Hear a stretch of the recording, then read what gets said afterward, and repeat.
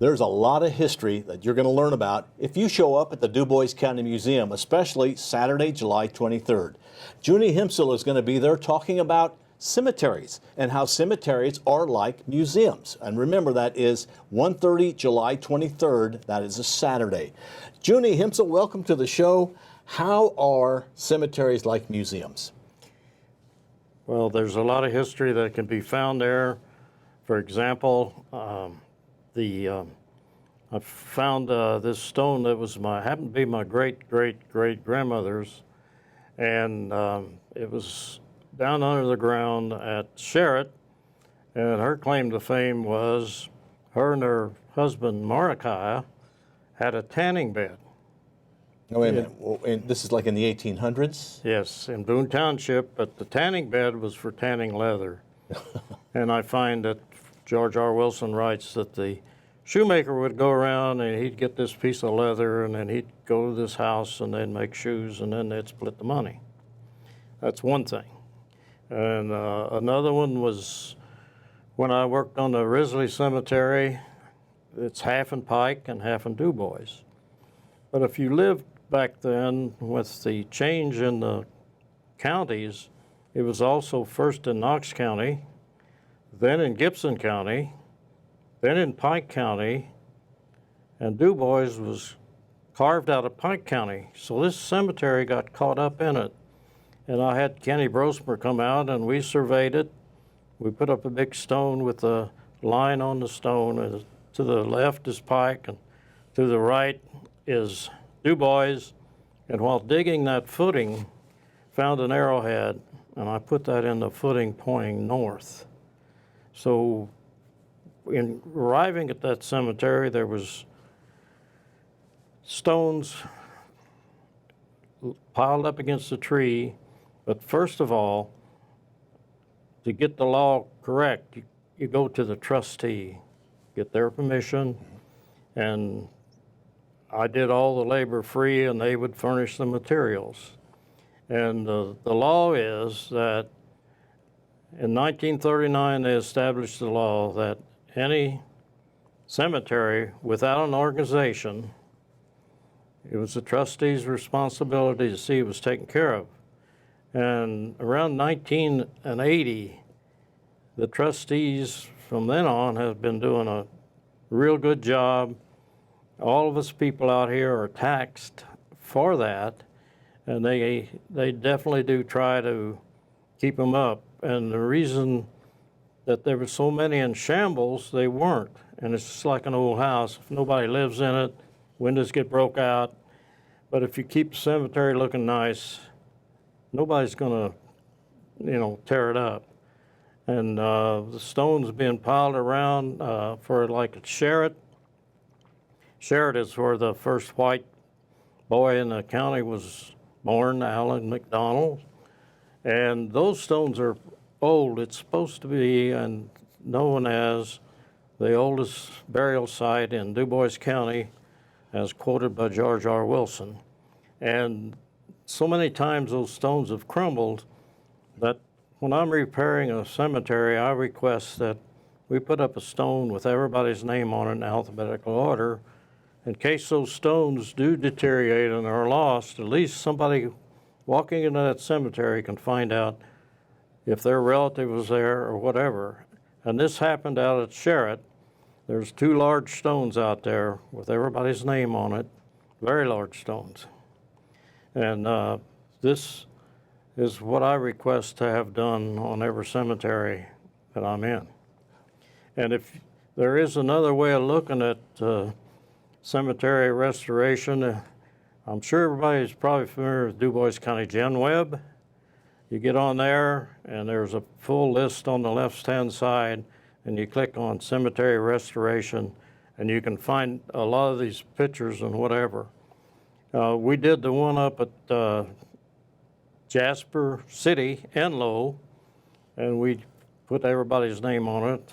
And Eleanor Enlow may have had a stone at one time, but you can't find it anywhere. The gal that named Jasper. But on the big stone, her name's on there. So at least she's recognized. And that is one good thing we try to do. There's apparently a lot of cemeteries. Nowadays, we know of like the big cemeteries that are associated with the churches. How many cemeteries are in Dubois County? Do you know? Is that known? There's around 120. Really? Yeah, and in the Irish settlement, there's 16 within a mile and a half, and those have been repaired, but a lot of reason for those pioneer cemeteries was travel. This is like one-room schools. You know, there was 124 one-room schools in the county, and that was because of travel. You'd have one, and the same way within that Irish settlement, there was a Cumberland Presbyterian church on about every section, and they did it because of the horse and buggy and travel. And these cemeteries were lost in time for a while, and they've been brought back, and through that you definitely can learn a lot of history. The one I've been associated with Shiloh Cemetery 50 years, I got a hold of, but first I want to back up a little bit. Okay. George R. Wilson and Forrest Anderson, I find that they were the reason that all the Revolutionary War soldiers, all the 1812 soldiers, and all the Civil War soldiers got a marker from their research. They would research them, and they would get a marker, and you'll find these dotted all over the county where they were at. But when I mentioned Forrest Anderson, he was an undertaker at Ireland. They called them undertakers then. And I got his 1905 to 1950 book, and there was a piece of paper slipped out of it. And on that paper he said, in the 8th row, east of the Shiloh Church, is a beveled sandstone, and that's the stone of John Cooper that had to feed the flour mill in Ireland. And I know this because his 93-year-old daughter told me in 1933, and he had under there, "Don't forget this." Well, he probably didn't, but he didn't tell anybody either. But when I seen that drop out of there, I bought a tool, and I carved his name on the stone, a birth and death date, about 140 years after he was buried. So that's a little bit of the history we find. We got Pony Express rider guy out there, and about 40 Civil War soldiers. And they are spread all over the county. Seemed like there was more in the areas where the county started, like in Boone Township, Madison Township. We find in Madison, at Mount Zion, the first principal of Ireland High School's there, and she was kind of the Ireland matriarch. And over the years, there was always a story that 6 colored folks was buried there that came in as freed slaves. And I do have a device that I can find these things, and immediately found it, and a stone was put up for them, so they're recognized. And that is, Mount Zion also had a church there. And on my place, there's the Hillsborough Cemetery, where Thomas Houston Green is buried. And his claim to fame in the Civil War, he was a fife player. And that wooden fife is in the Dubois County Museum. And also the Nicholas Harris Cemetery, a fellow, William Harris, was the last in lineage of that Harris family, and he brought me a blanket, a bloodstained blanket of Samuel Harris that had fought in the Civil War. He died, but his buddies brought back the blanket, and that blanket is in the Dubois County Museum, and it would not have been if somebody hadn't been noted for searching these things out. And Nicholas Harris was actually a judge and, a definite part of the county. Then there's what's called the Armstrong Cemetery. We have the first coroner. He was also the first gunsmith. That was Robert Stewart.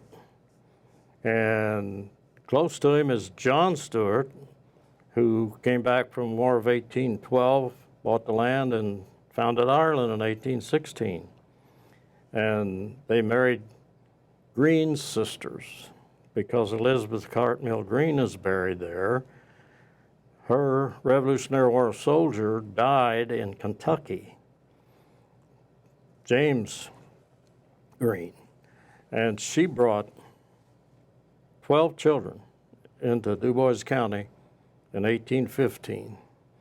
And these two fellows, Robert and John, were brothers, and they married the sisters. Now, Robert Stewart actually started out by the Sheriff's Cemetery and had built a cabin there and had been making guns and servicing the Indians also.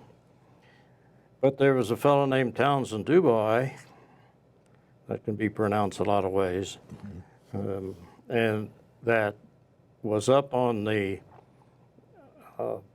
filing and recording ground, and he had recorded the ground that Robert Stewart had built his cabin on. So Robert had to move to Ireland instead of staying over there, and he built a gun shop on the Patoka River and still serviced Indians at that time down there. So much history that we got to be careful it's not lost. Is that why you're doing this, to make sure that this history continues through these cemeteries? Well, I just found a lot of history by doing it, and most of it is being preserved now. And through this, even this interview will maybe enlighten some people on what there is in Dubois County to remember and how it started back there when there was hardly anything. In 1934, there was it doesn't sound like an Indian name, but there was a Chief Swartz came up through the Buffalo Trace, and he brought about 4 or 5 of his Indian relatives with him, and they went to the Portersville Cemetery, and they seen that was well taken care of, and there's an Indian chief buried there, and they wanted to come in and find George R. Wilson and talk to him about it, but George was somewhere else. They talked to Tom Wilson, and they camped on Simon Ackerman's land, and so they had given Simon a bird that was cloth sewed, buttons on it, beads on it, for letting him more or less squat on their land while they looked through there. But they were most appreciative that the folks here recognized and honored them also. But the Buffalo Trace goes right through close to Sherritt, and that's a big part of the early history. You want to find out more? You'll need to join Juni at 1:30 on Saturday, July 23rd at the Dubois County Museum. Also, I'm sure you'd go and talk to service clubs if somebody would like you to come in and talk to them. But through the museum, what a wealth of knowledge you have, and that you're going to share on Saturday, July 23rd, 1:30. He is part of the speaker series at the Dubois County Museum, and this month is Juni Himsel. Juni, thank you very much for coming in and talking with us today. Thank you. There's so much, I know I've talked to you before about some of the Ireland history. This is the man that knows it. Thank you for watching 18 WJTS. We are local people watching local people.